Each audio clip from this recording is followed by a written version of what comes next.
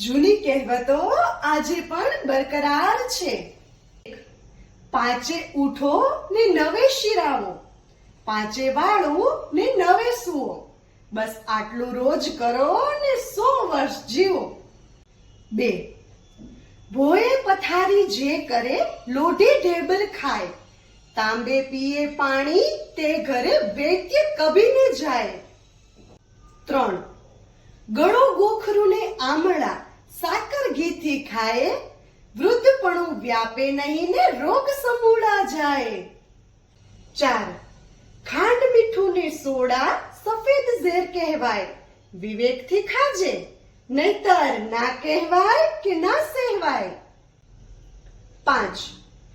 સવારે પાણી, બપોરે છાશ, સાંજે પીઓ દૂધ, વહેલા સૂઈને વહેલા ઉઠો, ના રહે કોઈ દુઃખ. 6.